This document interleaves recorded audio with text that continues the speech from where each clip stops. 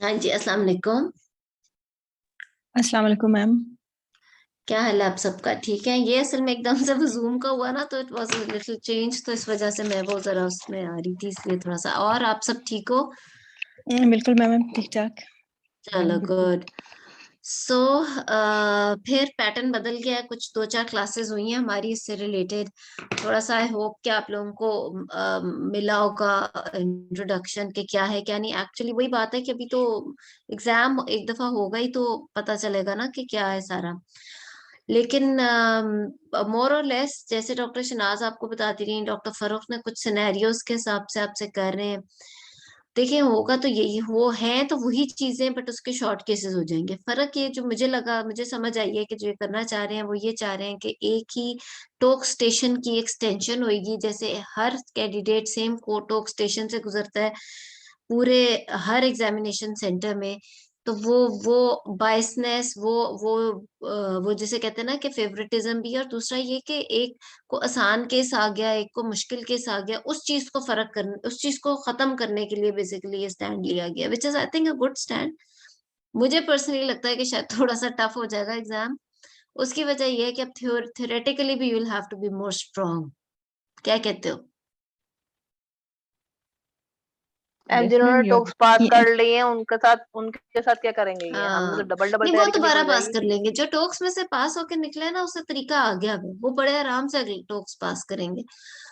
99% जो टोक्स पास कर चुके हैं उनके लिए टोक्स दोबारा पास करना इज नॉट अ प्रॉब्लम। ठीक है ना, इसलिए इससे फर्क नहीं पड़ता कि आपको दोबारा टोक्स देना पड़ा या नहीं। क्योंकि देखो, जब तक आप लॉन्ग केस पास नहीं करोगे तब तक तो उन टोक्स की भी कोई वैल्यू नहीं पास करने की ना। तो that is not an issue कि जिन्होंने पास कर लिया उनको दोबारा करना पड़ा है या नहीं करना। जिसने पास कर लिया उसको तो आता ही है, वो टोक्स का पोर्शन तो कर लेंगे। शॉर्ट केसेस अलबत्ता सबके लिए एक ही हो गया, क्योंकि थ्योरी तो पढ़नी पड़ेगी। थ्योरी पहले कहते थे ना कि बस अब जो लॉन्ग केस है उसमें थ्योरी से ज्यादा आपका practical, your practice, your time management और वो सारी चीजें बहुत मैटर करती हैं। अब ये है कि your theory is also important. जैसे आज हमने डायबिटीज का टॉपिक रखा है, तो डायबिटीज के अगर आप शॉर्ट केसेस बनाना शुरू करो, मैं सोच रही थी, मैंने कुछ शॉर्ट केसेस बनाए भी डायबिटीज के। तो डायबिटीज इटसेल्फ को आप कोई 10 के करीब शॉर्ट केसेस में बड़े आराम से डिस्ट्रीब्यूट कर सकते हो, जिसके अंदर हिस्ट्री आ जाता है, एग्जामिनेशन आ जाता है, investigation in a particular patient, then management of course, ये then sir. Anomalies if you start discussing कि कौन सी एनॉमली की क्या वजह बनी, and then management only in labour. So short cases, अब जब मैनेजमेंट ओनली इन लेबर का एक अलग शॉर्ट केस होगा, तो इसका सासू मतलब ये है साहब कि आपको सही वाली मैनेजमेंट का पता होना चाहिए कि गाली इंसुलिन पंप साहब कैसे जाना है, सारा कुछ क्या होना है। तो छोटी छोटी चीजें साहब जो मम्मा शॉर्ट छोटे केस में नहीं है। अच्छी खासी हो सकती है। सॉरी भी, महेश जिसका नहीं है। माइक ऑन है प्लीज अपना हाँ। माइक आप जो है ना वो कर लो, म्यूट कर लो। ठीक है सारे, क्योंकि बीच में डिस्टरबेंस आ जाती है। वरना सॉरी, मैं म्यूट साथ साथ करती जा रही हूँ। सो द थिंग इज के इस तरीके से आपको जो है ना अपना कंप्लीट उस टॉपिक की ग्रिप होने की जरूरत हो जाएगी। इवन इन जैसे लॉन्ग केस में, चलो आप एटलीस्ट ये कर सकते थे कि आप आपका एक पोर्शन कवर हो जाता था कि मैनेजमेंट ऑफ इंसुलिन या मैनेजमेंट ऑफ वो। इसके अंदर अब ये है कि वो पूरा शॉर्ट केस आ सकता है उस चीज से रिलेटेड। सो वो चीज थोड़ी सी स्ट्रांग होने की जरूरत होगी। सो इस वजह से मैं कह रही हूँ कि तैयारी शायद थोड़ी सी मुश्किल हो जाए करनी, लेकिन एग्जाम पास करना बड़ा आपका बेहतर हो जाएगा इन अ वे कि उसमें फिर लक वाली बात, या वो जिसे कहते हैं ना, किसी को आसान केस आ गया, किसी को मुश्किल एग्जामिनर मिल गया, किसी की डे नहीं था, जो हम पहले कहा करते थे कि there is a day when you pass, वो वाली बातें अब खत्म हो जाएंगी। Everybody will go through the same ma'am scenario. So वो मैम होगा अब ये जी। जो प्रोटोकॉल होते हैं हॉस्पिटल के अब मुझे समझ में ये नहीं नहीं, आ रही है कि अब इनकी जो आपको की ये बड़ा इनकी अच्छा जो ये सवाल है। की है, जी इनकी जो की है ये गाइडलाइन के हिसाब से होगी या प्रोटोकॉल के हिसाब से होगी? कोर्स कुछ समझ गाइडलाइन, में नहीं आ रहा। Of course guideline. देखो, प्रोटोकॉल्स हर जगह के बेशक डिफरेंट हो, फ्रैंकली जो हॉस्पिटल्स में भी हो रहा है वो प्रोटोकॉल्स 10% ही ऐसे हैं जो कि पॉपुलेशन की वजह से या कुछ कल्चरल या पेशेंट की कंप्लायंस को देख के थोड़े बदले जाते हैं, वरना 90% वही हो रहा है जो ऑथेंटिक चीज है और बिल्कुल ठीक हो रहा है in every hospital. So protocols आपके डेफिनेटली गाइडलाइन से ही रिलेटेड होंगे। जैसे कि डायबिटीज की फॉर एग्जांपल मैनेजमेंट हो, या हाइपरटेंशन की, अनीमिया की हो, you know, all over the world अगर जो भी गाइडलाइन हो, it's not about just transfusing blood all the times. We also don't do this in our wards. So हमारे वार्ड्स में, हमारे अस्पतालों में भी ठीक हो रहा है काम।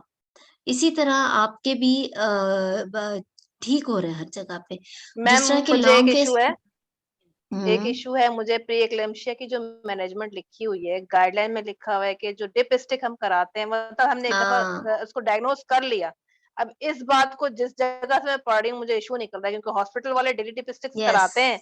ये बात भी अब ठीक है एग्जाम में बिल्कुल। क्या बोलना है, क्या देखो बोलना है एग्जाम में एग्जाम नो में? Doubt you need to know the guidelines, but yes you can say, because जो हमारे अगर वार्ड में डिपस्टिक हो रहा है या हमारे वार्ड में यूरिन कंप्लीट में आ रहा है, यूरिन एल्ब्यूमिन हो रहा है, या हमारे वार्ड में 24 आवर्स यूरिन प्रेफरेबली हो रहा है इन पेशेंट्स के अंदर, तो आप कह सकते हो कि urine 24 hours urine is an authentic thing, it is mention in guideline. First line चलो अगर आपको कुछ और लगता है आप कह दो, लेकिन what ever is being done in your ward, actually ये लॉन्ग केस की ही एक्सटेंशन है।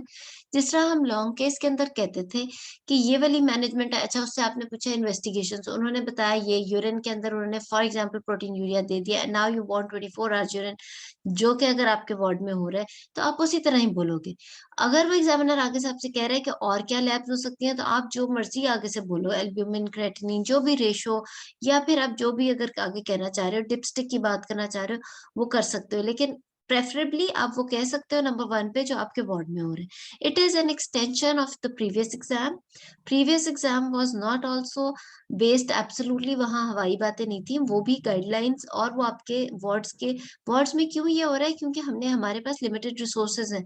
हर मरीज का हम जो है क्रेटिनिन वाला रेशो नहीं कर सकते, हर पेशेंट के अंदर हम बहुत कुछ नहीं कर सकते because of the resources. Similarly जो शॉर्ट केसेस है, इट इज नॉट टोक्स, टोक्स के अंदर थ्योरी होती है। Short cases is again something which should not be wrong, which should not be something which is not in guideline, but at the same time आप अपनी practical ward वाली चीज को preferably बोल सकते हो। ठीक है मैम यानी कि प्री एक्लेम्पशिया अगर सीवियर है तो हम डेली डिप स्टिक उसका करेंगे प्रोग्नोस्टिकली? if you are doing it in ward, if you're doing daily okay. dipstick in the ward, if you're doing daily और ma'am protein, city, urinary protein, then you will do urine albumin, right? Okay okay. और ma'am जो CTG बहुत का जगह पे issue daily है, urine albumin हो रहा है। वो जो सीटीजी का इशू है वो भी डेली नहीं कराते, गाइडलाइन में कहते हैं बस एक दफा अगर डायग्नोसिस पे करा लो उसके बाद तो करो वरना मत यू करो। कैन नहीं, ये कोई इतनी स्पेसिफिक गाइडलाइन है नहीं, so you can do daily if you are doing it in the ward, right? आप ओके कह सकते ओके हो कि ओके। वंस अ डे की इसकी सेंसिटिविटी बेहतर है। सो पेशेंट अगर एडमिटेड है और मैं उसका fetal kick count chart BD में दे रही हूँ, तो मैं उसकी डेली सीटीजी भी करूंगी। So because patient is admitted for some reason, she is a high risk case or whatever, that's why she is admitted in the ward ना, या तो वो IUGR है या वो कुछ तो वजह जो वार्ड में एडमिटेड है। सो if she is a high risk case, तो मैं उसे फीटल किक काउंट बीडी में दे रही हूँ और सीटीजी वंस डेली कर रही हूँ।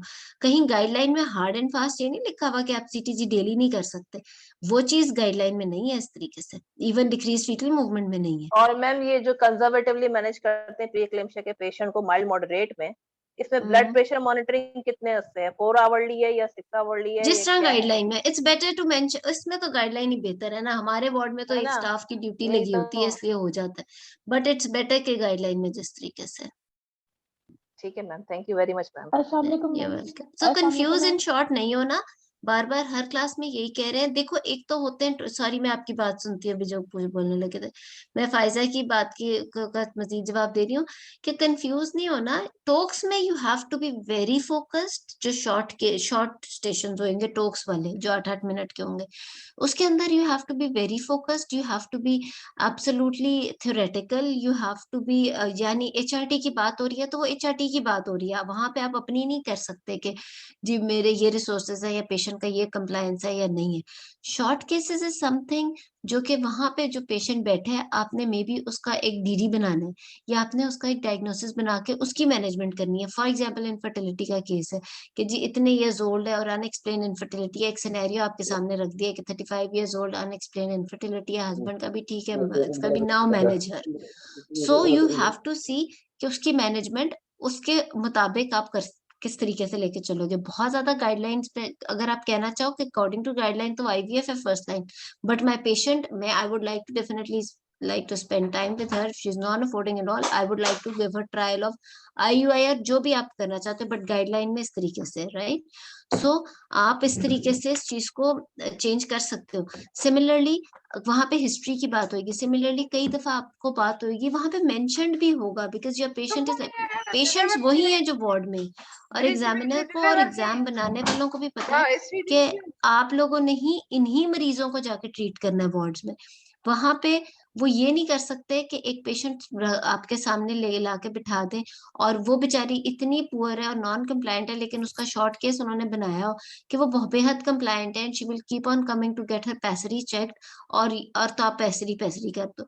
सो if they are making a patient sit there in front of you who is very non compliant, जो बेचारी पहली दफा जिंदगी में अस्पताल आ गई है प्रोलैप्स के साथ, तो they will mention it in the scenario that she is non compliant, और शी इज लाइक, इस तरीके से इसका है सिनेरियो. तो फर्स्ट लाइन, फिर उसकी मैनेजमेंट आप किस तरीके से कर रहे हो. तो आई थिंक ये एक बहुत ही अच्छा तरीका है इंस्टेड, बिकॉज आप जब एग्जाम में लॉन्ग केस क्या करते थे 1 घंटे का, उसके अंदर जो 20 मिनट की हिस्ट्री ली जाती थी, उसमें 20 minutes is not enough to find out exactly कि पेशेंट की क्या विशेस है. शॉर्ट केसेस में डिफरेंट सिनेरियोज होके एटलीस्ट ये बात जरूर हो सकती है कि आपकी प्रेफरेंस ऑफ मैनेजमेंट इस केस में क्या हो सकती है. इस केस में आपकी investigations in particular to that case, not like for example pre eclampsia जैसे फैजल ने मेंशन किया या PIH को मेंशन किया, तो दुनिया जहान की investigations, you have to be focused in that. Similarly cardiac है तो इसका ये सिनेरियो है, तो अगर आपको एग्जैक्टली आइडिया हो कि राइट हार्ट फेलियर में जा रहा है, लेफ्ट हार्ट फेलियर में जा रहा है, तो पॉसिबल कॉम्प्लिकेशंस इसके अंदर कौन कौन सी हो सकती हैं, राइट? ये अगर एट्रियल वाल्व का प्रॉब्लम है या ये दूसरा किसी लेफ्ट साइड का, तो एग्जैक्टली किस हार्ट फेलियर की तरफ ये जा रहा है, राइट? इस तरीके से उसके अंदर पर्टिकुलर कॉम्प्लिकेशंस क्या हो सकती हैं माइट्रल वाल्व और उन सब चीजों में. सो आपको वो चीज आपकी थ्योरी भी इसके अंदर आएगी. You have to be very much focused. First exam is definitely going to guide us more exactly कि है क्या, लेकिन ये है कि इसमें आपको थोड़ी सी थ्योरी के साथ इन टच रहना पड़ेगा. मैम जिनका लास्ट अटेम्प्ट है वो क्या करेंगे? मुझे पर्सनली ऐसा लगता है कि इंशाल्लाह फर्स्ट अटेम्प्ट में थोड़ा सा एग्जामिनर्स को भी आदत नहीं होगी, बहुत सारा कुछ होता है. It's not about the last attempt, may be कुछ रूल्स चेंज हो या आई डोंट नो व्हाट, लेकिन ये है कि शायद पास होना आसान हो जाए और ज्यादा इंसाफ वाला एग्जाम हो जाए. इसको ऐसे लो, लास्ट अटेम्प्ट तो लॉन्ग केस में भी थी ना, अदरवाइज दूसरे टाइप ऑफ एग्जाम. मैम ये ऐसा क्यों करते हैं कि थ्योरी को दोबारा लेकर आते हैं? थ्योरी तो बहुत इम्पोर्टेंट है ना, थ्योरी के बगैर तो सही बात है, जब मैं क्लास लेने बैठती हूँ मुझे भी पढ़ के आना पड़ता है हर दफा, चाहे जितने 6 साल भी हो गए मुझे क्लासेस लेते हुए. मैं ऑनलाइन से पहले मैं वैसे लिया करती थी, कैंडिडेट्स आते थे मेरे पास और वो सारा यही टॉपिक यही चीज 1000वीं दफा भी पढ़ के आना पड़ता है. सो थ्योरी इज इम्पोर्टेंट, लेकिन हमें एग्जाम में दोबारा थ्योरी देनी पड़ती है. जैसे अगर हमारा लास्ट अटेम्प्ट हो ये गया तो सारी दुनिया में होता है यार, ये होता है.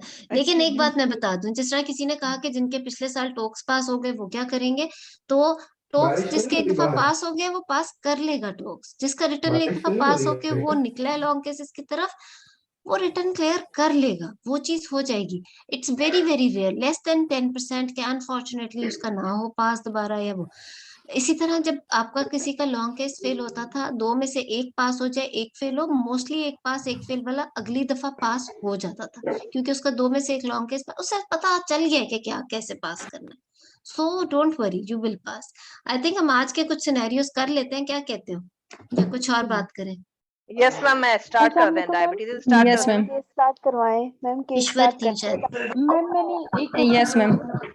पूछ लो जिसने क्या पूछना है. मैम आपदा बात कर रही हूँ. यादा, मैम मुझे ये नहीं समझ आ रही कि ये 8 मिनट का हो गए सारे, या सारे स्टेशन 12-12 मिनट के होंगे? ये शॉर्ट केस की क्या ड्यूरेशन शॉर्ट होगी? केसेस, शॉर्ट वाले टॉक्स तो होंगे, जो सर्किट पूरा पहले होता था वो होगा, उसके अलावा शॉर्ट केसेस होंगे.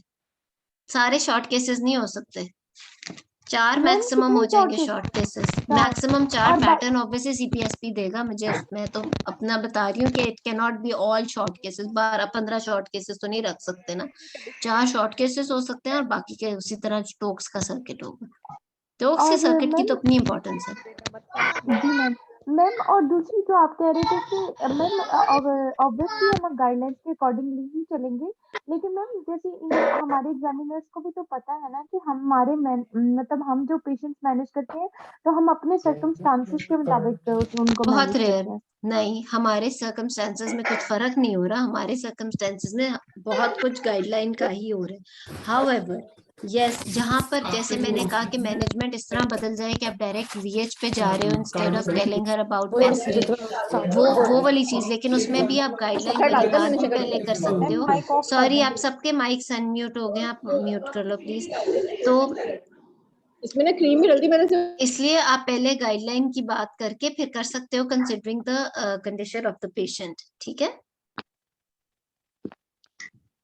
ठीक है ठीक।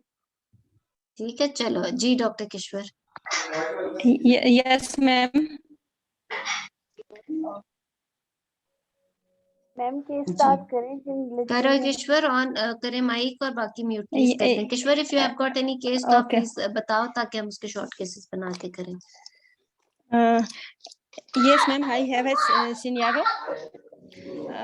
Please mic माइक प्लीज सारे mute करें। म्यूट कर दें प्लीज, स्पेशल रिक्वेस्ट के माइक म्यूट रखिए जी। मैम एक सीनियर है मेरे पास इसका जो है 29 year old, gravid 2 para 1, 37 weeks pregnancy with the previous one cesarean section, with gestational diabetes mellitus in raised blood sugar level since 4 months of her pregnancy, and pregnancy induced hypertension for the last 1 week. Her blood pressure is 130/80 millimeter of mercury, and pedal edema is positive, abdominal wall edema is positive, and some spondylitis corresponding to her gestational age. And our oral glucose tolerance test, which was done for at 4 months of her pregnancy, that was fasting blood sugar level 150 milligram per deciliter, and 2 hour post 75 gram or glucose 75 gram glucose load is 237 milligram per deciliter. And ma'am, she is on methyl dopa 250 mg TDS, and she is on metformin tablet 500 milligram TDS. ठीक है, so this is a good summary. However थोड़ा सा देखो, इस pattern को हम रखेंगे history examination के हिसाब से, बोले कि हिस्ट्री पहले बोलो फिर एग्जामिनेशन बोल दो, राइट। आई हैव टू से एग्जामिनेशन की जो है ना अपनी वैल्यू है, हिस्ट्री की अपनी वैल्यू, हिस्ट्री के सारे पॉइंट्स आपके बहुत अच्छे हैं, लेकिन आपने एग्जामिनेशन को बहुत लिफ्ट नहीं कराई। मुझे ऐसा लगता है कि बेशक शॉर्ट केसेस भी हो जाए, जो एग्जामिनेशन की वर्थ रहेगी in gynae, may be in other fields as well, but जो एग्जामिनेशन की वैल्यू है ना कि आपकी फंडल हाइट क्या है, what you think is the presentation of the fetus, lie of the fetus, the amount of lie, I think अभी तक के जमाने में एग्जामिनेशन की एक वैल्यू है जो रहेगी। आगे जाके शायद उसकी भी कम हो जाए, बिकॉज वी हैव, लेकिन even we have ultrasound, so you have to, I think when you are talking about summary you cannot miss examination, right? Ji fundal height आप बताओ। Okay ma'am. Yes ma'am, some fundal height is 36 centimeter, longitudinal lie, cephalic presentation, fetal heart sound is 140 beats per minute. On inspection, abdomen is protuberant, moving symmetrically with the respiration, umbilicus is something placed and इतना लंबा नहीं बताना, जितना examination summary में हम बताते हैं, ठीक है ना। 36 वीक से लॉन्ग, और जो सॉरी मैम प्लीज आप खुद ये माइक बाकी म्यूट लोगों कर को दें, जो म्यूट भी कर ऑन है कैसे ना सारों का माइक प्लीज म्यूट म्यूट कर करूं दें, मैं? हमें सुनाई नहीं दे रहा, हमें म्यूट हमें ऑल नहीं का है। कैसे आती है ऑप्शन? मैम पार्टिसिपेंट्स पे आप जाएंगे ना तो आपको हाँ। वो सारे विजिबल हो जाएंगे जो अनम्यूट है। हाँ वही कर रही हूँ, इसमें तो बस 2 ही लोग अनम्यूट है, मुझे लगता है बाकियों ने अपना म्यूट कर लिया है, अभी तो सब म्यूट हो गए। ठीक है चलो, थैंक यू भी, प्लीज आप म्यूट रखो अपना माइक, क्योंकि फिर डिस्ट्रैक्शन हो जाती है। थैंक यू आप अच्छा। So Kishore, I was telling you कि वही जो इम्पोर्टेंट चीज है ना, आपने सही, palpation is important at the moment 36 weeks, except के इंस्पेक्शन में आपको कुछ पॉजिटिव मिल जाए। पैल्पेशन में बहुत कुछ पॉजिटिव मिला, 36 centimetre longitudinal cephalic fetal heart, but you have to talk a bit about Liker and as well as the estimated baby weight and palpable contractions if present or not, and then fetal heart rate. ठीक है, इसकी आपने Okay. क्या gestational age मुझे बताई थी, 32 के 36? 37 weeks pregnancy with the previous 1 cesarean section. ठीक है, 37 वीक्स प्रेगनेंसी है, ठीक है, सो गुड। इसके शॉर्ट केसेस अब किस तरीके से हो सकते हैं? यस, समरी डॉक्टर शनाज की मैंने क्लास की वीडियो देखी थी जो इमरान शफी ने हमारे साथ शेयर भी की थी, because I wanted to know कि वो क्या करा रही हैं, और मुझे मैं भी ताकि उनसे सीखूं कि किस तरीके से शॉर्ट केसेस की क्लास का। तो I think it was good idea, उन्होंने आपको थोड़ी समरी की प्रैक्टिस कराई। यस, शॉर्ट केस बिल्कुल इसका हो सकता है कि छोटा थोड़ा सा टाइम और आपने उसकी हिस्ट्री लेनी है, and you have to cover all the points. जैसे मैंने कहा कि चाहे कुछ भी हो जाए, एग्जामिनेशन और हिस्ट्री का जो है ना, अपनी हिस्ट्री की तो वैल्यू है ही, एग्जामिनेशन की वैल्यू तो शायद सारी जिंदगी रहेगी हिस्ट्री की भी। सो उस शॉर्ट केस में आपने फटाफट उसकी हिस्ट्री लेनी है। Now this patient has got diabetes and hypertension. मैंने जैसे पहले आपको बताया, if somebody can just quickly tell few very important points other than the antenatal history जो आप इसमें कवर करोगे। जी किश्वर, आप ही बता दो। हम ऐसा करते हैं, पहले 4 शॉर्ट केसेस बना लेते हैं, वो इस क्लास में डिस्कस कर लेंगे। आपने कुछ सजेस्ट करना है कर लो, हम हिस्ट्री कर लेते हैं, एग्जामिनेशन की हमने कुछ बात कर ली है, इन्वेस्टिगेशंस कर लेते हैं इसकी डिस्कस, उस पर पूरा एक शॉर्ट केस हो सकता है, और इसके मैनेजमेंट कर सकते हैं, राइट? और क्या कर सकते हैं? Management in labour is another thing, possible complications to the fetus and reasons for those complications, pathophysiology behind those complications can be another station. So 1 2 3 4 5 तो मैंने इधर बना दिए हैं। उसके अलावा पॉसिबल कॉम्प्लिकेशन मैंने फीटस की किया, possible complications to the mother and possible management of that, जिसमें डीके वगैरह आ जाता है। खैर ये तो जेस्टेशनल डायबिटीज का सिनेरियो है, इसमें होगा नहीं। So these are few little scenarios of short cases जो इसमें आ सकते हैं। हिस्ट्री के अंदर कोई अब ठीक है, एनी अदर शॉर्ट केस जो आप इसमें इस केस में से बना सकते हो?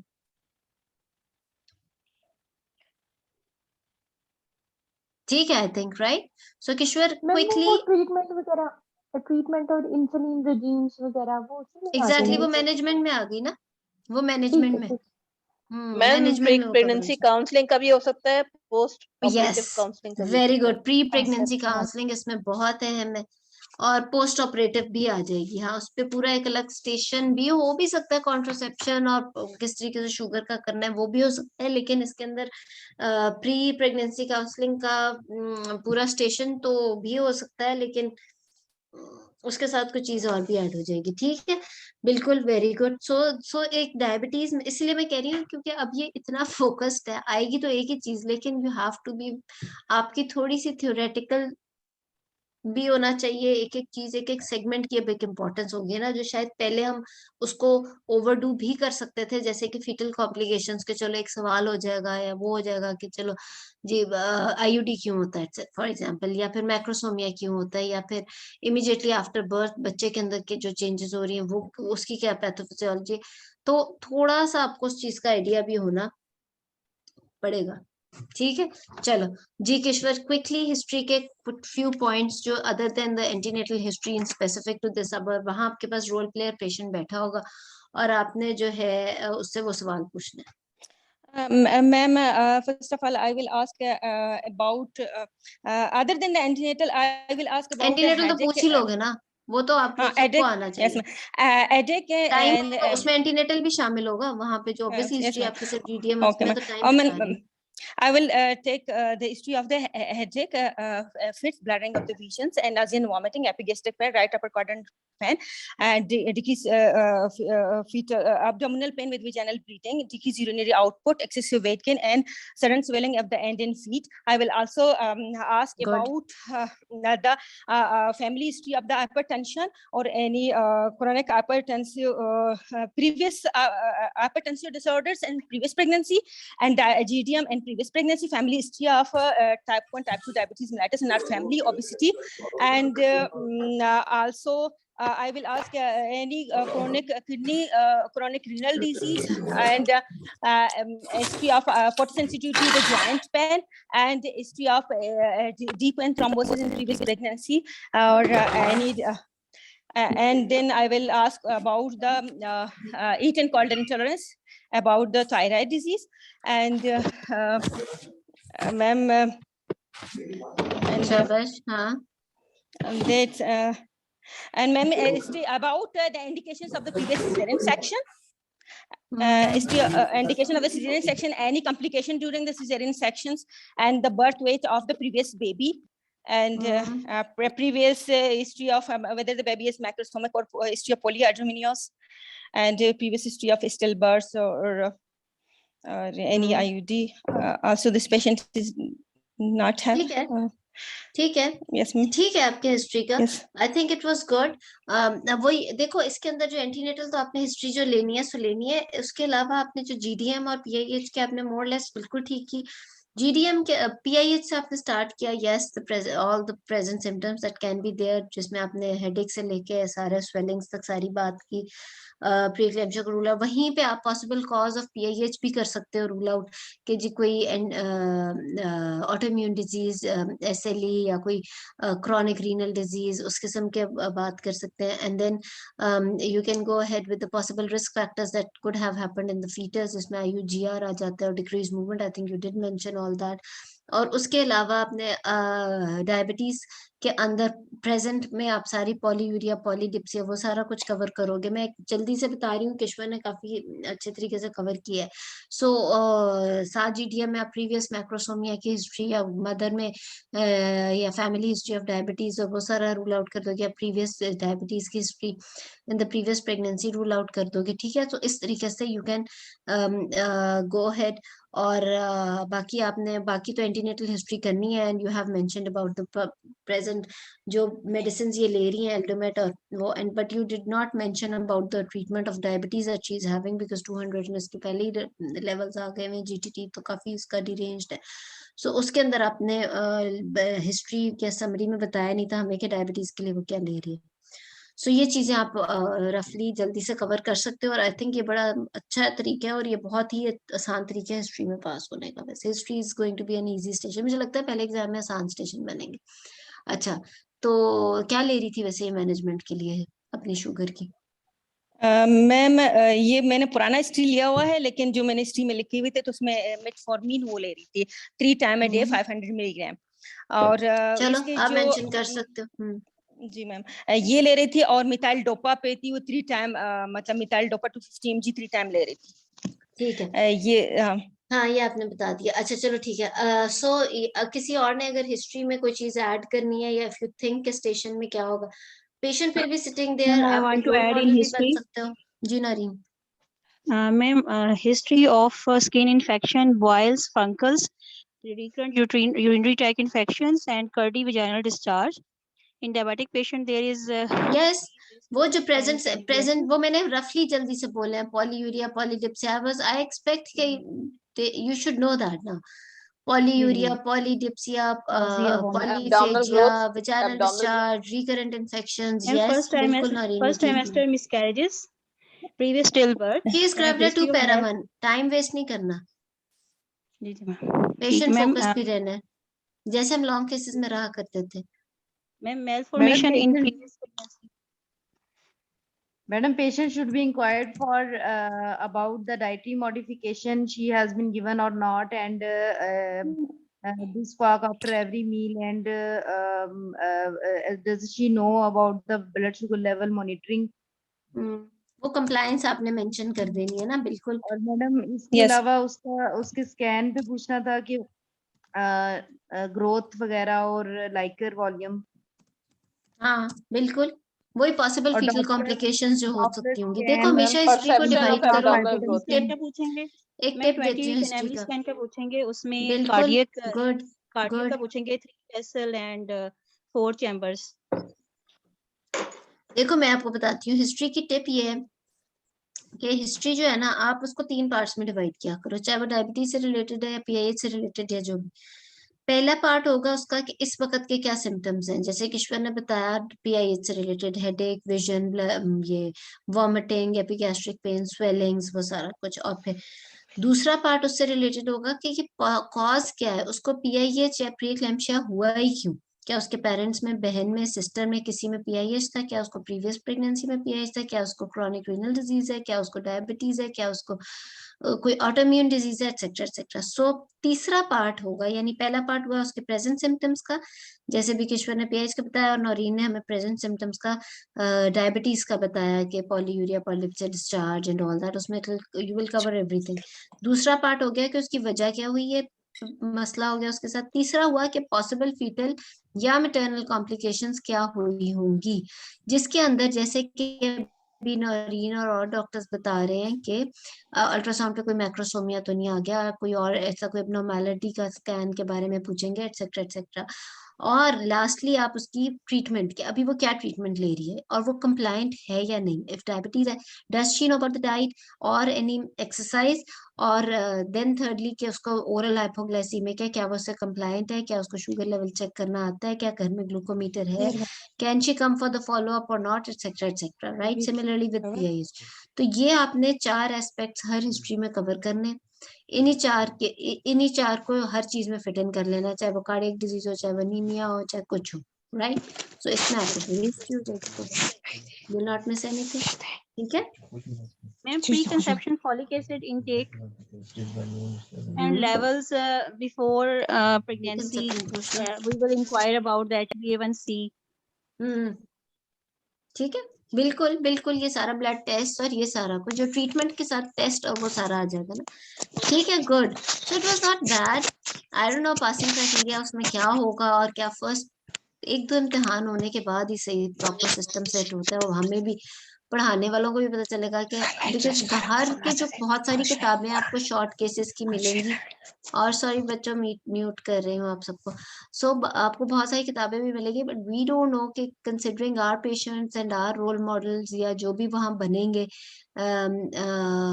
पेशेंट वहां पे, उनका क्या सिनेरियो होगा। सो द थिंग इज के वो कुछ एग्जाम होंगे ही तो पैटर्न सेट होगा, but definitely as an exam इसीलिए पोस्टपोन किया मई तक, ताकि आप लोगों को सबको एक दफा समझ आए, और डेफिनेटली CPSP भी इस बारे में बताता रहेगा। बाकी जो हमारे एग्जामिनर्स हैं, जो प्रोफेसर हैं, they are always there to guide, वो कोर्सेज भी करा रहे हैं, तो आई एम श्योर उससे बहुत ज्यादा हिंट मिल रही है, मिलेगी कि आगे क्या होने वाला है, ठीक है।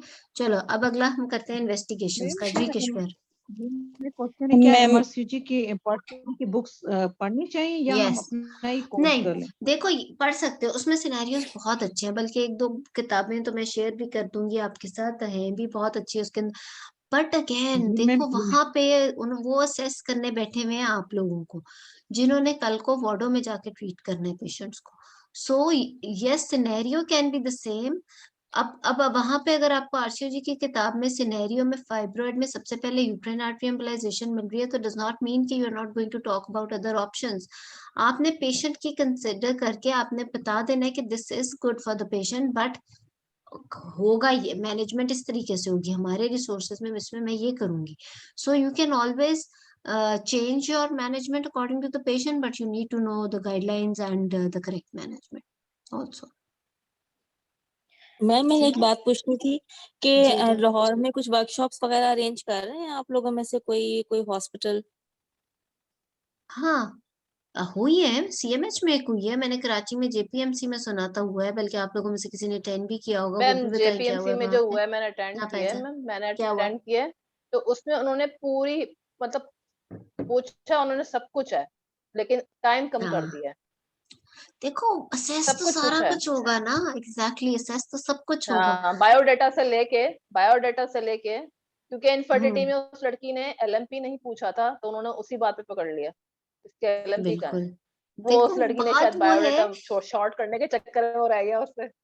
नहीं देखो प्रैक्टिस आपका हो जाएगा, वही बात है जैसे मैंने हिस्ट्री को कहा है, आप लोगों की हिस्ट्री पहले भी यही था, लॉन्ग केस में भी फिंगर टिप, वहां पे भी देखो कोई एग्जामिनर मिस तो नहीं करता था ना, मतलब अगर आप कोई चीज मिस कर जाओ अपनी हिस्ट्री टेकिंग में, तो दे यूज टू नोटिस इट, या कोई एक्स्ट्रा ऑर्डिनरी अच्छी हिस्ट्री ले रहा है तो वो एक नोटिसेबल बात होती थी।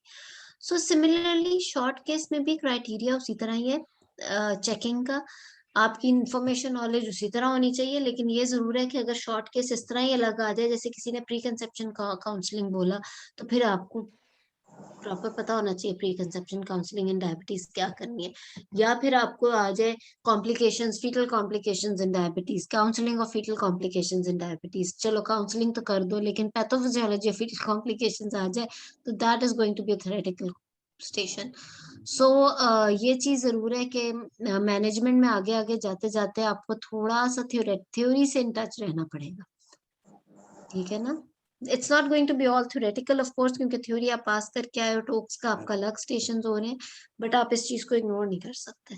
वैसे इग्नोर आप लॉन्ग केसेस में भी नहीं कर सकते थे, क्योंकि लॉन्ग केसेस में भी डिस्कशन होती थी कि what do you think is the IUD is the cause of IUD in this patient. For example अगर आईयूडी का केस आ गया तो बात तो थ्योरी की होती थी तब भी, ठीक है। सो इन्वेस्टिगेशंस की बात कर लेते हैं जी। डॉक्टर किश्वर, इसमें इन्वेस्टिगेशंस क्या मांगोगे in your same patient? Ma'am, in this patient, first of all, I will start with the baseline investigation, complete blood group and RH factor, complete blood count with the date in which I would like to know. आहिस्ता हो जाओ। Okay, हाँ। okay, ma'am. Complete blood count with the date in which I would like to know the hemoglobin, total leukocytes counts and platelets.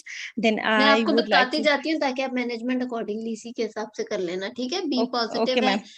HB इसकी 10.2 है, और क्या आपने पूछा? बाकी Total TLC भी leukocytes count, ठीक है, platelets. प्लेटलेट भी ठीक है। Ma'am, जी, वो MCV, ठीक है। MCH and MCHC. MCV, MCH and MCHC.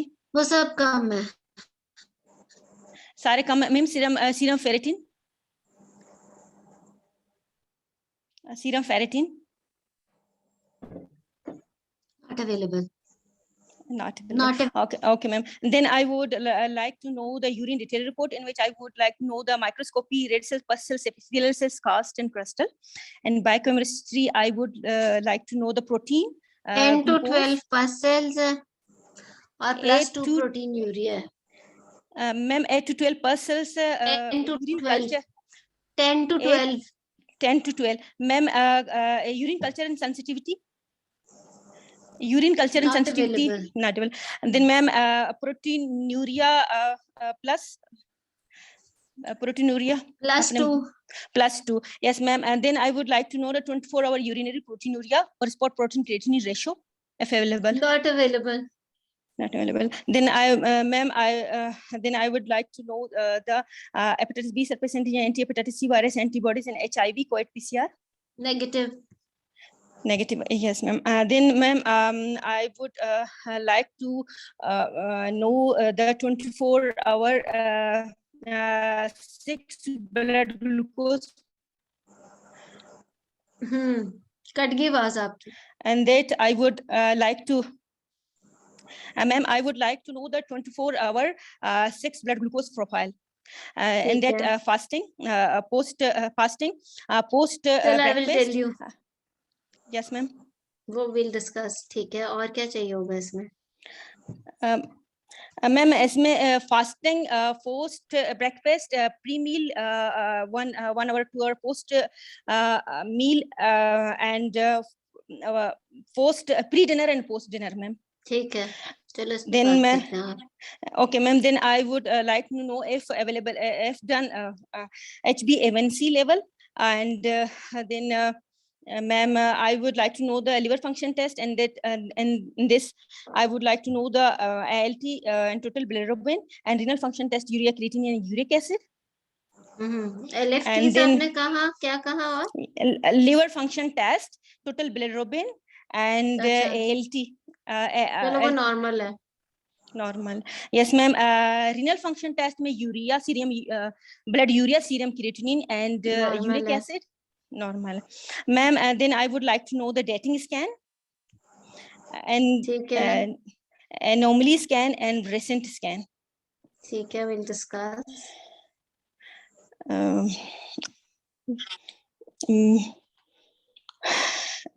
Ma'am that's it.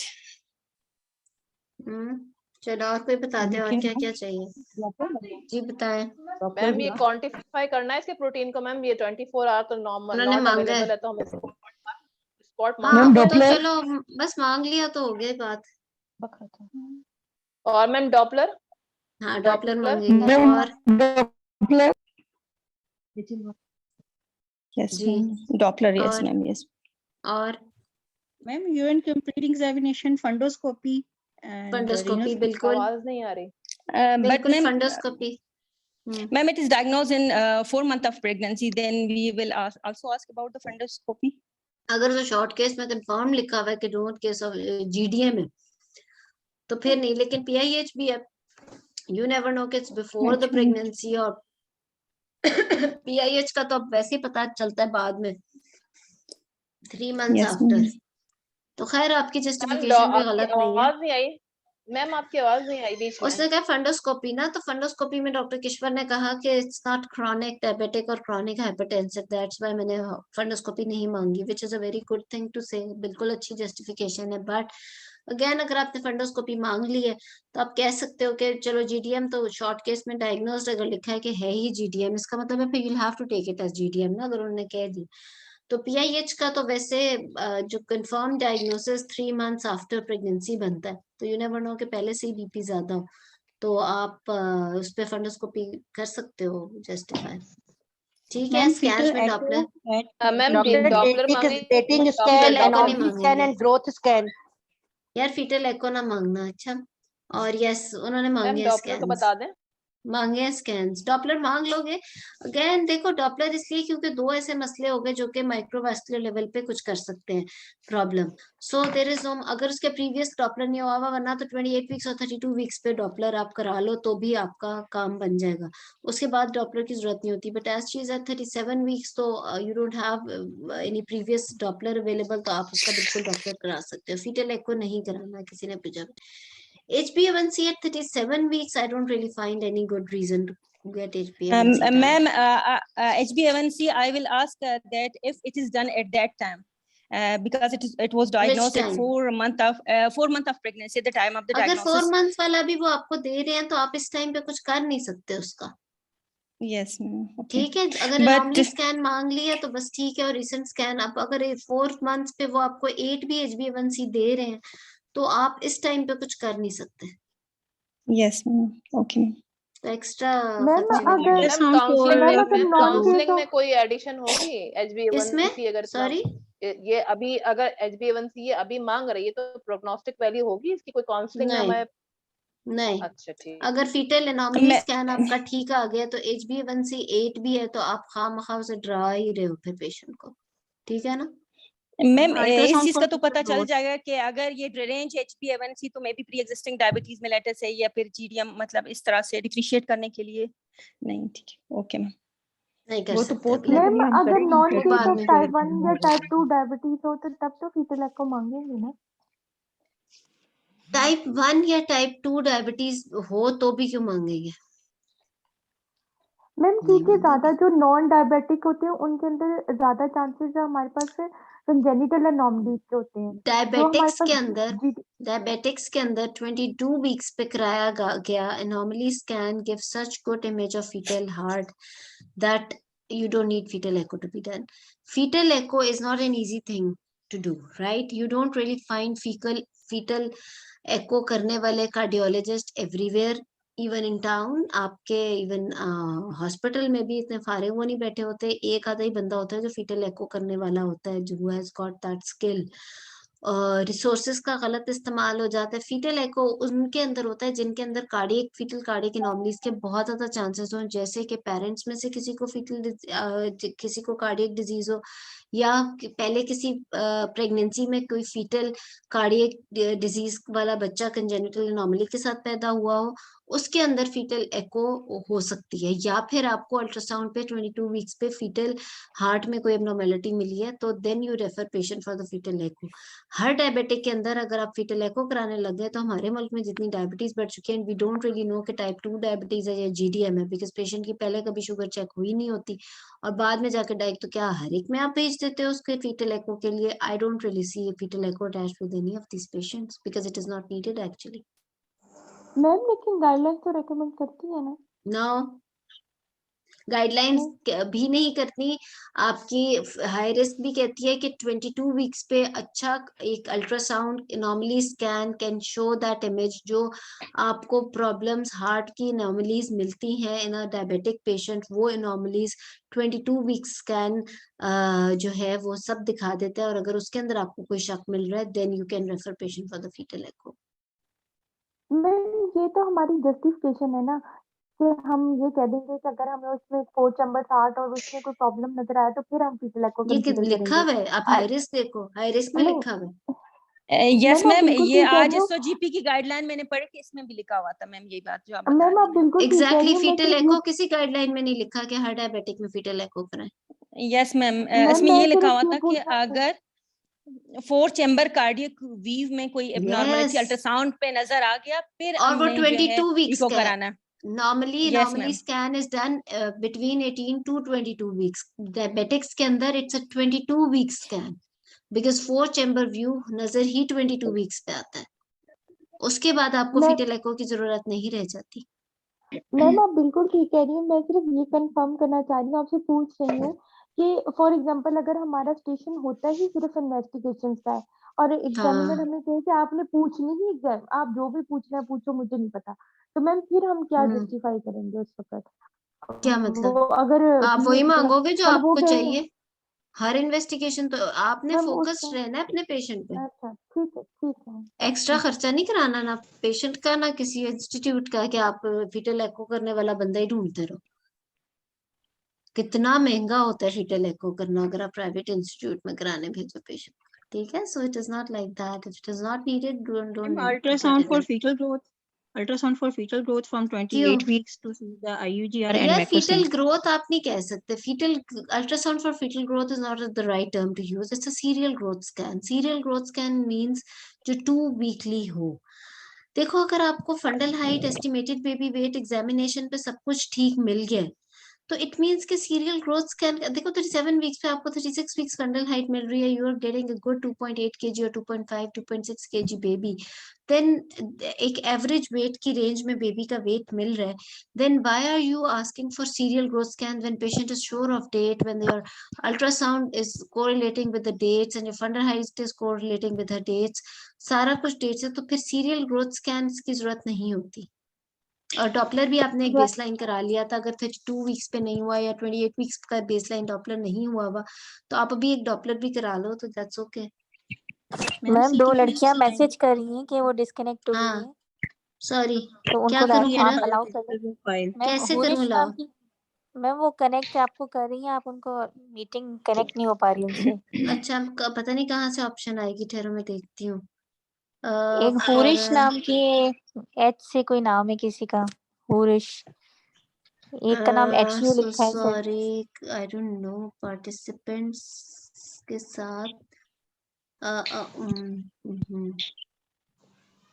ये मुझे देखना असल में जूम में अलाउ पार्टिसिपेंट्स। अच्छा, म्यूट एनेबल, हाँ ये शायद इसमें आ जाए। नहीं, प्लीज माइक म्यूट कर लें जो भी ऑन हुआ हुआ है। हाँ, चलो आप, मैं कोशिश कर रही हूँ, वी कैन मैम ये कंटिन्यू मोर आवर में डिस्कशन। होगी, मोर इमरान में मैम सेकंड के अंदर होगी। इमरान भाई, ये 18 करें सेकंड। कुछ, अलाउ कर दें। आपका क्या म्यूट हुआ हुआ है? नहीं नहीं, वो कह रहे हैं कि कोई डॉक्टर्स कनेक्ट होना चाह रही हैं, वो डिस्कनेक्ट हो गई है, तो उन्हें कैसे अलाउ करेंगे वो आप देखें ना जरा, कर दें इमरान भाई अलाउ। ठीक है, चलो, हाँ मैंने पता नहीं इनेबल क्या कर दिया, अब ठीक हो गया। चलो, हाँ हम अपनी डिस्कशन कंटिन्यू करते हैं। Imran Shafi will handle all these things, don't worry. ठीक है, गुड। तो ठीक है, सो इन्वेस्टिगेशंस में हमने इस तरह से करना है। एक दो चीजें बहुत हैं जो इन्वेस्टिगेशंस के स्टेशन में आपके बहुत मार्क्स स्कोरिंग बातें हुई हैं, जैसे कि अभी आई डोंट नो व्हाई, ये मैं हर क्लास में कहती हूँ, पता नहीं फीटल एको कराने का क्यों इतना शौक है सब कैंडिडेट्स को। प्लीज एक्स्ट्रा चीजें नहीं करनी। किस में डॉपलर अल्ट्रासाउंड मांगना है, किस में फीटल ग्रोथ अल्ट्रासाउंड मांगने हैं, you need to know it exactly. देखो, डॉपलर अल्ट्रासाउंड का जैसे मैंने आपको एक हिस्ट्री में छोटी सी टिप दी है, डॉपलर अल्ट्रासाउंड की मैं टिप आपको इस तरीके से दे सकती हूँ कि 2-3 चीजें हैं जिसमें आपको पता होना चाहिए कि डॉपलर अल्ट्रासाउंड किस में मांगना है। एक तो ये कि जब आपकी फंडल हाइट कोरिलेट ही नहीं कर रही आपकी जेस्टेशनल एज से, आइदर इट इज स्मॉल, यानी फंडल height is small for the gestational age, यानी जेस्टेशनल एज आ गई उसकी 34 वीक्स, फंडल हाइट 28-30 वीक्स की आ रही है, it means you need to know the Doppler.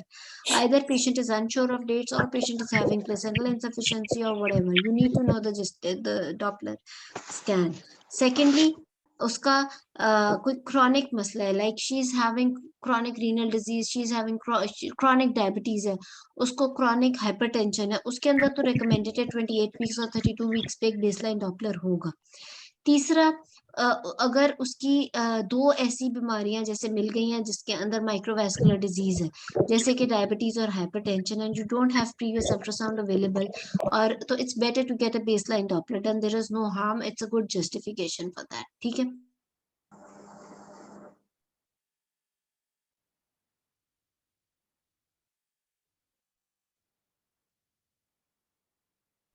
growth with your fundal height, because fundal height is not a good criteria क्योंकि twins है, या फिर ये कि वो पहली पॉलीहाइड्रोएमनियोस चल रहा है, इसलिए आप उसको नहीं लेके जा सकते, मॉनिटर नहीं उसका कर सकते ना, उस चीज को, जैसे होता है ना कि फंडल हाइट हम देखते जाते हैं कि ग्रोथ ठीक हो रही है, but as the fundal height is already large for dates, तो fundal height is not a good criteria anymore for the monitoring.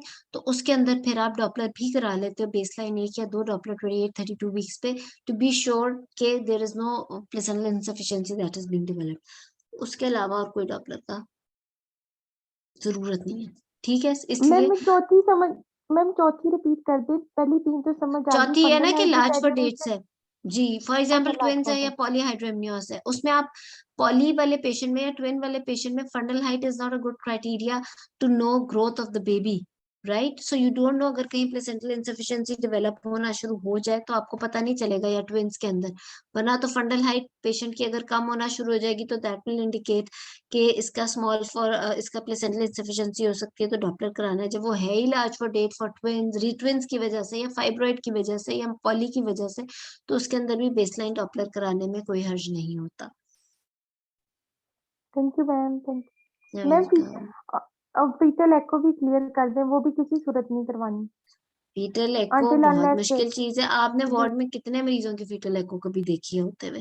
Ma'am हमारे करवाते थे ना, इसलिए करवाते थे? You must be in a very हाँ good setup, I am sure वहां कोई आपको फीटल मिल गया है कार्डियोलॉजिस्ट जो इतना अच्छा आपका, वरना तो जितने भी बड़े इंस्टीट्यूट में हो, you don't really find a good person to do fetal echo. Fetal echo takes so much of time, resources, machinery and skills, of course, manpower bhi. So fetal echo should be done only when absolutely indicated, जैसे कि previous sibling में, यानी कि जो बच्चा पैदा हो रहा है उसके किसी बहन भाई में कंजेनिटल हार्ट डिजीज का बच्चा पैदा हुआ, यानी कि उसी मदर का पहला कोई प्रेगनेंसी में कंजेनिटल हार्ट डिजीज हुई हो, दूसरा मदर में या फादर में कंजेनिटल हार्ट डिजीज की का केस हो, not even rheumatic heart disease. If a mother is having rheumatic heart disease, you don't need to get the fetal echo done, right? I'm talking about congenital heart disease in mother or father, यानी family histories आ रही है positive for the fetus, या siblings में, उसके या फिर आपको 4 chamber view में कोई अनोमली नजर आई है तो आप फीटल एको फर्दर करा सकते हो, उसके अलावा नहीं जरूरत। ठीक है, okay, thank you ma'am, thank you, thank you, welcome. Ma'am so CTG हो इन्वेस्टिगेशन सकता पे हमने है बड़ी बात कर ली। CTG और बायोफिजिकल प्रोफाइल मैम इन्वेस्टिगेशन। हाँ, यही एग्जामिनेशन तो पे मैं कह रही रेफरेंस थी, करवाना है। ना फीटल किक काउंट मांगा ना सीटीजी मांगी, 37 वीक्स पे पेशेंट है तो कुछ तो मांगो ना, ये सारा कुछ। ठीक है, चलो गुड, जल्दी से इसकी मैनेजमेंट पे बात कर लेते हैं। पॉसिबल फीटल और मैटरनल कॉम्प्लिकेशंस हमने हिस्ट्री में ही जल्दी से कवर कर लिया, so let's not do that again. Management पे बात कर लेते हैं ताकि हमारा कुछ कवर हो जाए। सो आप लोग आज भी नोट करे होगे, इट्स मोर और less your knowledge of the long case जो कि शॉर्ट केस पे अप्लाई हो रही है, बट अगेन वो बेसिकली बात वही है सारी, असेसमेंट मेथड भी वही है, क्योंकि they can not miss that important things which were actually discussed in long case. लेकिन मुझे ऐसा लगता है कि इन्होंने ये रूल इसलिए बनाया है कि वो जो एक होता था ना कि किसी को बहुत आसान केस आ गया, किसी को बहुत मुश्किल केस आ गया, किसी को बहुत मुश्किल एग्जामिनर मिल गया, वो चीज को थोड़ी सी इवन करने के लिए, सबके लिए एक ही चीज करने के लिए उन्होंने इस चीज को इस सिस्टम को बना दिया। ठीक है, चलें डॉक्टर किश्वर, इसी केस की मैनेजमेंट जल्दी से बता दो।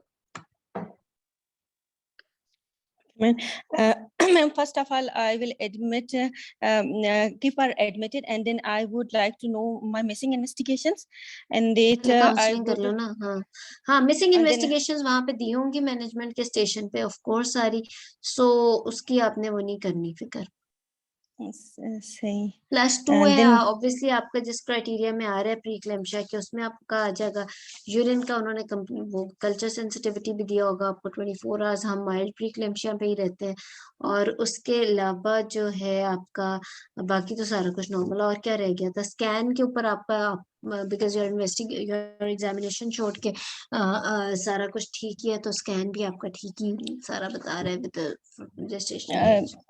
Ma'am 24 hour 6 profile glucose blood glucose level उस पे जरूर बात हो सकती है, वो जल्दी से कर लेते हैं। फास्टिंग 88 कर लें, 1 आवर पोस्ट ब्रेकफास्ट कर लें 140, प्री ब्रेंडियल 120 कर लें, फिर 210 कर लें 1 hour after lunch, pre dinner 183 कर लें, पोस्ट डिनर इसका 240 कर लें। 240 yes ma'am. मैम सही ma'am.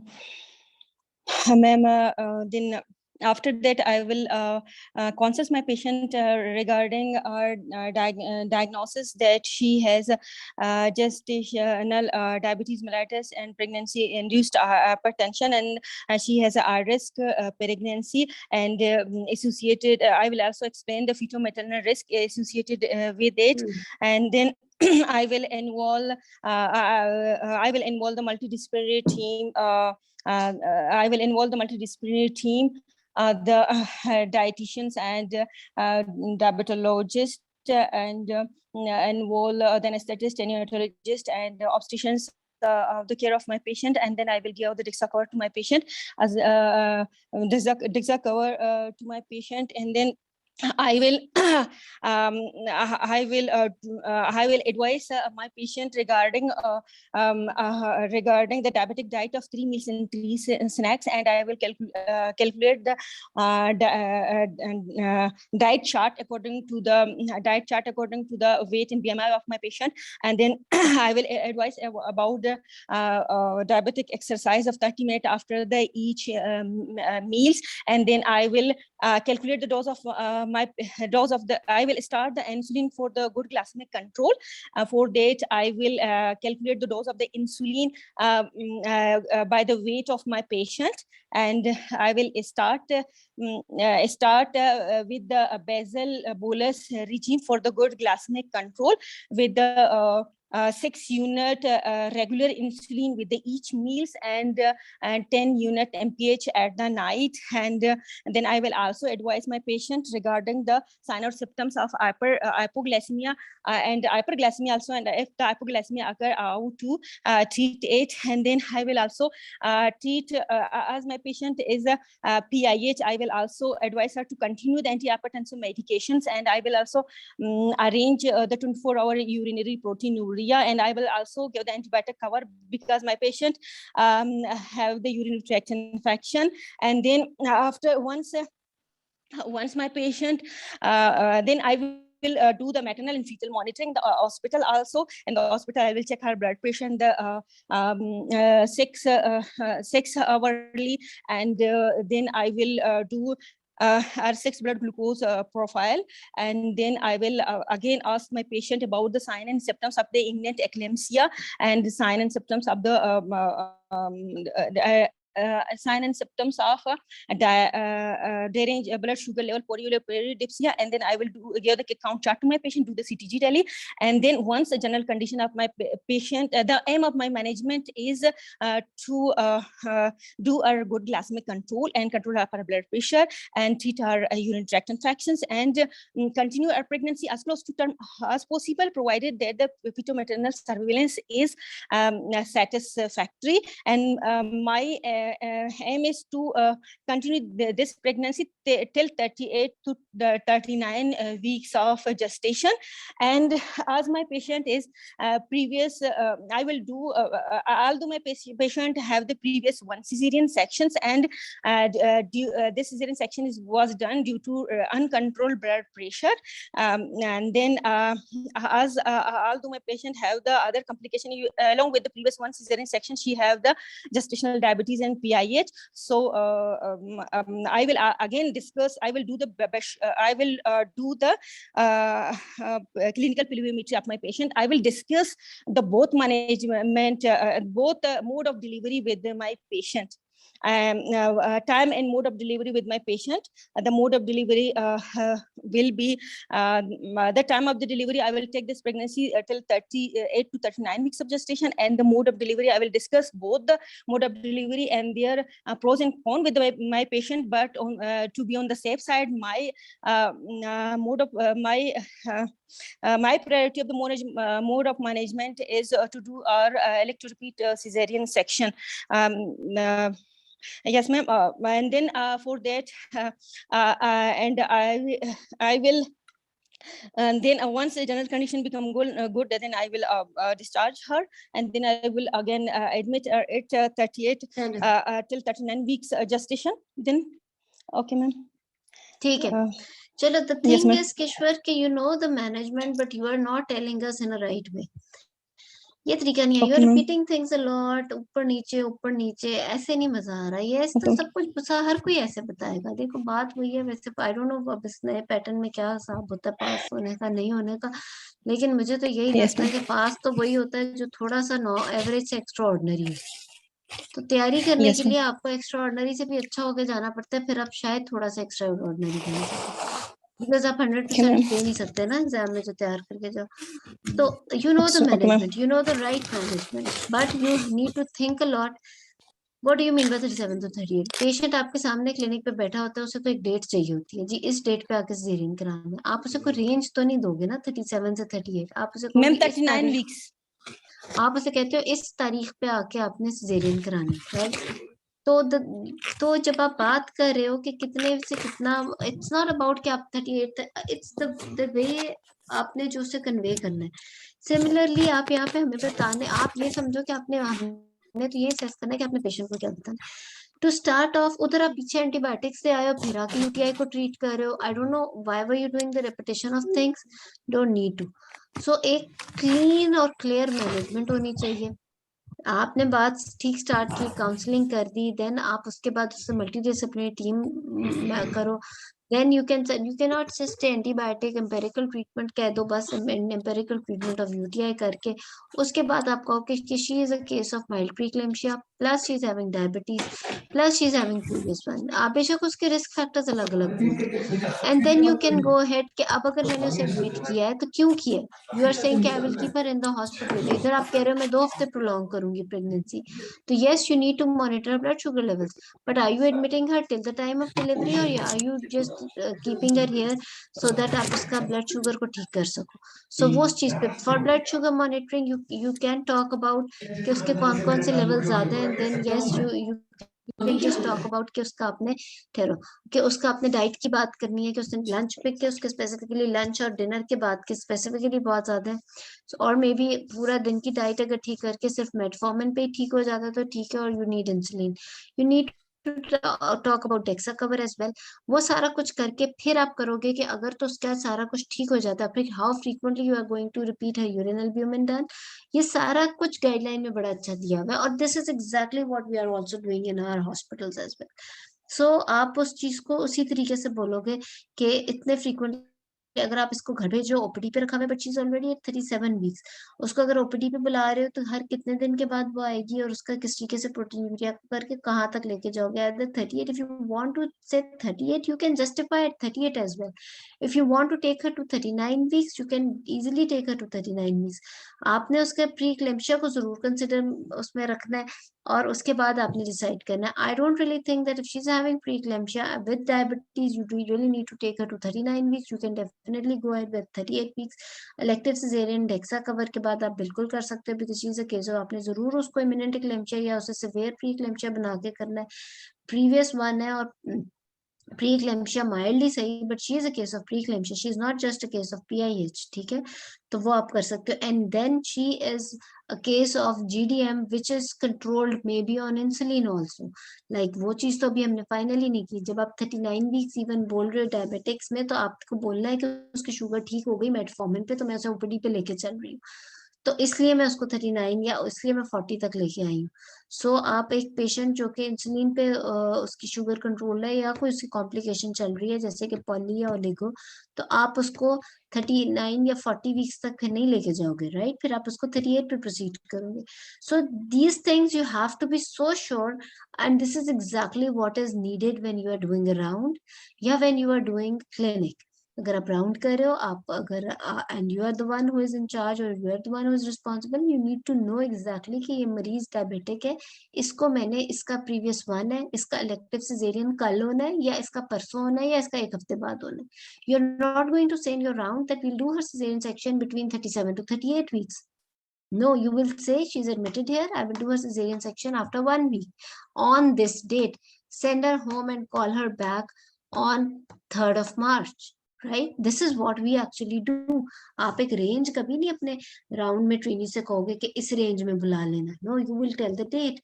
If she's going home, send her with this instructions, with this type of monitoring, if she can do, and call her back for the cesarean section on this date. Right? Similarly, when you're sitting in a clinic और उसके पूरा खानदान आपके आगे खड़ा है, तो you have to give them a date, right? So you need to know exactly कि 38 weeks है या 39 weeks है. Never say range. So ये आपको चीज एग्जैक्ट होनी चाहिए, क्लियर कि आपने करना क्या. में गाइडलाइन में 37 मैम लिखा हुआ है 37 weeks 37 completed weeks 37 PI considering your, yes, 37 mild के अंदर इसी तरह लिखा हुआ है कि 37 weeks, but again it depends on the clinical scenario as well as your nursery care. So you can, अगर बिल्कुल ठीक है, if she's in the hospital, you are checking her urine albumin, you think that you can take to, yes 37, मुझे पता था सवाल आएगा. So if you want to take, you want to do it at 37, you can do it. Yes, 37 पे भी ठीक रहते हैं, but again you never know about the nursery care and all. अगर आप उसे, if you want to keep her admitted and she's a case of mild preeclampsia, आप उसे 38 तक भी कर सकते हो. But again दो risk factors, डायबिटीज और preeclampsia मिल गया है, तो आप उसको 37 पे कर सकते हो. मैंने इसको इसलिए बार बार माइल्ड ही रखा, इसको सिवियर प्रीक्लेम्शिया की तरफ तो मैं लेकर ही नहीं आई. तो उसके अंदर उन्होंने लिखा हुआ है कि 37 प्रोज एंड कॉन्स देख के, राइट? तो वो आप कर सकते हो, कोई हार्ड एंड फास्ट नहीं 37 लिखा, राइट? तो आप ये कर सकते हो.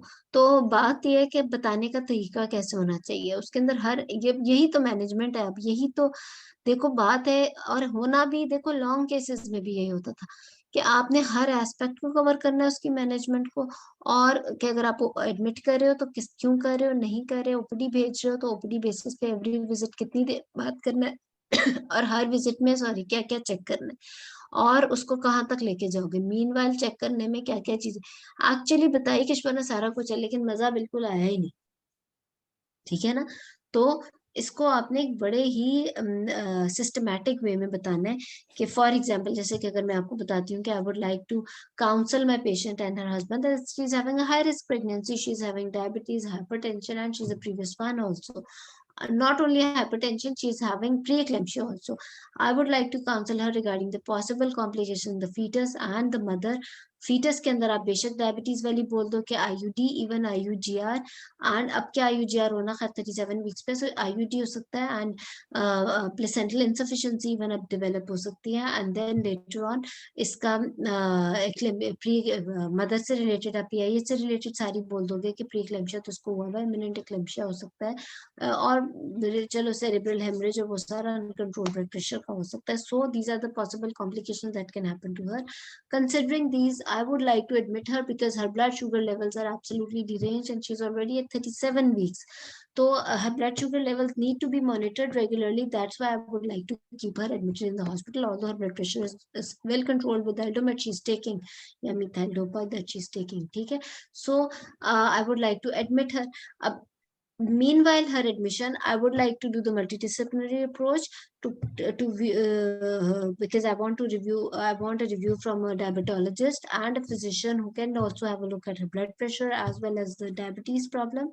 And then I would like to treat her urinary tract infection with empirical treatment, awaiting the sensitive culture and sensitivity report, but I will start the empirical treatment.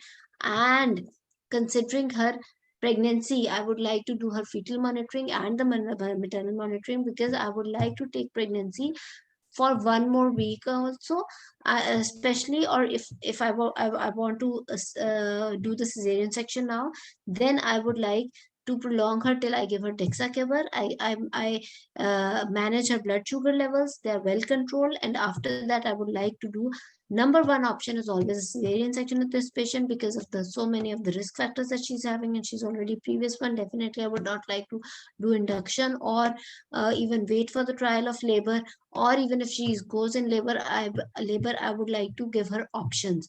And in options, my number one option would be cesarean section, and my number two option is normal delivery, but only if she herself opts after knowing all the risk factors that she's having. For the normal delivery, I would like to do her Bishop. आपने bishop और आपने cervical brightening या स्पेल्विमेट्री बहुत पहले कर ली थी. I would like to do her bishop. If her bishop is good, then I can give a trial of labor. If her bishop is not good, I would not like to induce her considering her risk factors, etc. etc. तो ये इस तरीके से आप बात कर सकते हो. ठीक है. Thank you, ma'am. मोर और लेस काफी कुछ कवर हो गए. फिर अगर और टाइम है तो आप इन सब चीजों का एलैबोरेट कर सकते हो. ये तो पेशेंट ही 37 वीक्स पे, इस पे तो 34 या 32 वीक्स पे आगे मॉनिटरिंग होती है कि what feto maternal monitoring you are talking about. तो पहले आप फीटल मॉनिटरिंग की बात करते थे कि फीटल के count chart, if she is in the hospital, CTG, and then biophysical profile if it is needed, and then her Doppler if it is needed, and the serial growth scans. और अगर आपका maternal monitoring आती है तो how many of the times you are going to visit your patient, right, to check her symptoms, what particular symptoms you are going to ask her, and then in what particular examination you are going to do her daily or on every visit, and then what do you want, that how many times her blood pressure should be checked. You are not checking the blood pressure, aapke visits hai. You need to know exactly how many times you are going to visit her, once a day, twice a day, thrice a day, but you want blood pressure readings every 4 hourly or whatever, right? These are few little things that are also written in the guideline, that are done in the ward actually, and these are very important also, that you should know exactly ये चीजें. उसके बाद what investigations you are going to order daily or on a weekly basis, or 3 days के बाद twice weekly basis, right, अगर वो OPD पे आ रही है, and then what management and till what time you are going to take the pregnancy. तो ये वो चीजें जो आपको मैनेजमेंट में फिंगर टिप्स पे होनी चाहिए. एंड यस, पोस्टमार्टम कॉन्ट्रासेप्शन का टाइम. कौन मैम इसमें मैम ये जो माइल्ड प्रीक्लेम्सिया का पेशेंट अगर एडमिटेड है तो उसमें हम बीपी मॉनिटरिंग कितना इन अ डे रखेंगे? जैसे यहाँ गाइडलाइन में दिया हुआ है वो देख लेना. 48 आवर्स लिखा हुआ है मैम उसमें, तो 48 आवर्स में कर लें. कर लो यार, अगर उसमें लिखा है, कह तो गाइडलाइन में ये, because but she is admitted है तो मैं ट्वाइस अ डे या मैक्सिमम 3 टाइम्स अ डे तो हमारे हॉस्पिटल में चेक होता ही है, लेकिन इससे ज्यादा नहीं. फिर उसमें 4 आवर्ली तो ज्यादती हो जाएगी, जिसमें हाँ ट्वाइस यही है, मैम. जिसमें जी मैम तभी पूछ रहे थे. एक्स्ट्रा तो नहीं ना मैन पावर को लगा देना. जी. और मैम और ये इंसुलिन पंप का जो लिखा हुआ है कि वो कैसे बनाना है, पहले तो वो पूछते थे मैक्रो और माइक्रो ड्रॉप्स, तो अब वो ईबीएम वाला ही बस याद कर लें. याद कर लो, वो याद कर लो, या हाई रिस्क में भी दिया हुआ है, वो भी अच्छा. हाई रिस्क वाला वो है आई थिंक जो वार्ड्स में एप्लीकेबल है, वो होता है उन पेशेंट्स में जिनकी बहुत ज्यादा डीरेंज ब्लड शुगर लेवल चल रही हो ड्यूरिंग लेबर. तो मुझे ये लगता है, जो मैंने देखा है, हाई रिस्क वाला होता है जिसके अंदर यूनिट्स पर आ रहे हैं, कि अगर मोर देन 7 मिलीमोल्स आपके पेशेंट की शुगर आ रही है तो आप 2 यूनिट्स पर आर देते हो. And how do you make it, वो 50 यूनिट्स इन 50. जी मैम, जी ईबीएम में भी ऐसे लिखा हुआ है. बस जी मैम ईबीएम में भी एविडेंस बेस में है.